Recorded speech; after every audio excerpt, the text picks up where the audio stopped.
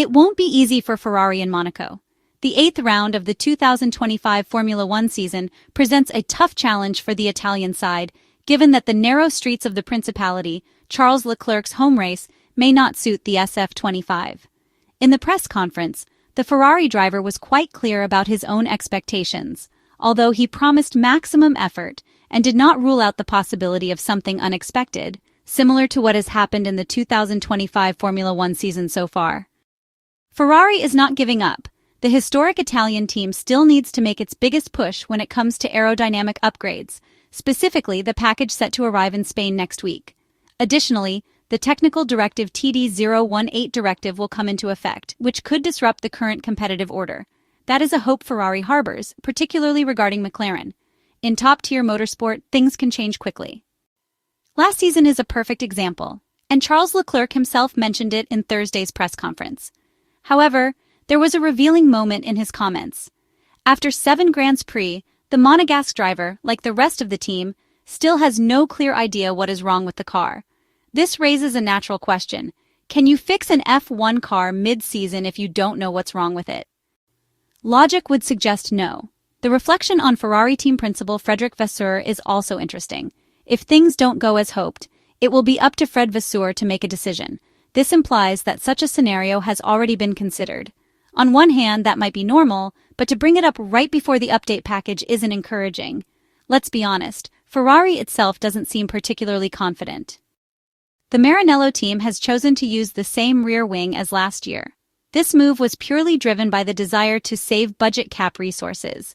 That is because the Monaco circuit requires solutions that are essentially custom-made for this single race, and which can only be used on a few other tracks during the season. So, reusing the 2024 specification does have its logic. We can see that the wing features a very broad main plane and a fairly pronounced leading edge across the full width. The goal, of course, is to generate as much downforce as possible, given the low average speeds of the circuit winding through the Principality's streets. In the image above, we compare the two specs, which appear identical. For the 2025 Formula One season, McLaren has opted for a markedly different specification from last year. In the image box, we see a comparison with the 2024 wing, where the main plane is completely different. For this type of high downforce circuit, the Woking team is taking a radically different approach. We see a much more pronounced leading edge, even if the frontal area is smaller compared to Ferrari. Though we are talking about opposite design philosophies, they aim to achieve the same goal, generating maximum downforce. Earlier in the 2025 Formula One campaign, the two specifications were more similar. Aerodynamic efficiency does not matter much here, as it doesn't significantly impact lap times. However, the rear wing will play a major role in amplifying airflow expansion in the diffuser area. Clearly, both rear wing versions are designed to produce similar levels of downforce. However, much will depend on the aerodynamic and especially mechanical decisions made. As always, it comes down to finding the right compromise, the equation needed to extract peak performance. Formula One therefore arrives in Monte Carlo, one of the most fascinating, extreme, and complex stops on the calendar. Monaco is not a circuit like the others. It's a test for both drivers and engineers, a masterpiece to be interpreted down to the millimeter. At Monte Carlo, as always, qualifying is everything. Overtaking is practically impossible, and pole position is worth half the Grand Prix, even this year. This is despite 2 mandatory pit stops and the C6 compound brought by Italian supplier Pirelli. The race could perhaps be more unpredictable thanks to a wider range of strategies. Setup choices become crucial, with a configuration tailored specifically to tackle the 19 city corners that unfold between walls, curbs, and constant changes of direction. The setup for the Monte Carlo weekend is a chapter of its own in the Formula One manual. The priorities are clear: maximum aerodynamic load, soft suspension, great front-end responsiveness, and perfect traction management when exiting corners. Choices that must allow the car to navigate the slow and tight bends with absolute precision. Starting with the aero package, it is pushed to the upper limit. The wings are set to maximum load to generate downforce even at low speeds, improve mechanical grip, and help the car stay firmly planted on the asphalt through the most twisty sections, such as Casino, Rescas, and the swimming pool.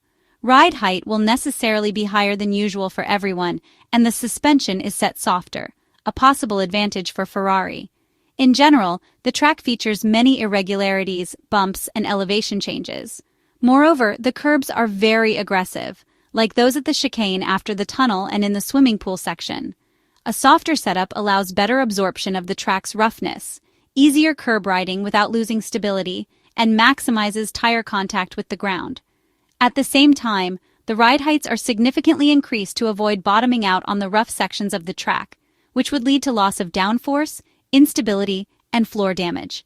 Additionally, on a track composed almost entirely of low-speed corners, the key is generating mechanical grip, something Ferrari has done well, especially in longitudinal grip. A soft setup allows the tires to maintain optimal contact with the track, increasing available grip at all phases of the corner. This also benefits traction out of corners and precision in the various hairpins. Being a street circuit, Monaco is a track that demands precision at the front. Understeer on entry is the #1 enemy, which unfortunately is a chronic issue for Ferrari. It is a trait that pushes the car outward and costs time. To counter this, the team works with more front toe out than usual to achieve greater responsiveness and turn-in precision. In some cases, a slight oversteer is even preferred. This is a more manageable trait in slow corners and helps rotate the car like a compass, using controlled rear-end slip. Another key setup point is the proper use of the differential. A more open setting during liftoff improves rotation in corners. Think of the iconic Turn 6, the hotel hairpin, the slowest corner on the F1 calendar. There, a greater rotational difference between the inner and outer wheels allows for a tighter corner radius and less steering angle. Drivers like Charles Leclerc even assist the rotation with both hands to further increase steering lock. In addition to setup, as mentioned earlier, strategy will be crucial this year. The Italian tire supplier has brought the Pirelli C6 compound, the softest in the entire range, and by regulation, there will be 2 mandatory pit stops.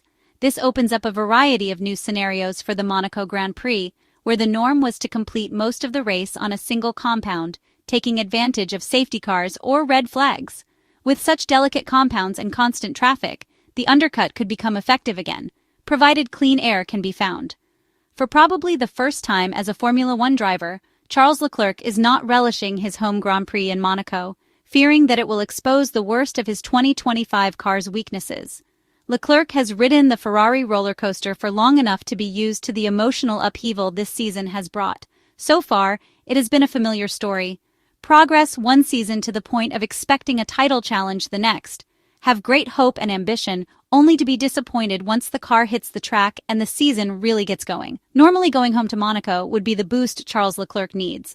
But he warned last week at Imola he thinks this track will showing all the weaknesses of the SF-25, and it's going to be a very tough weekend for Ferrari. And that message hadn't been swayed by the excitement of actually being at home on Thursday.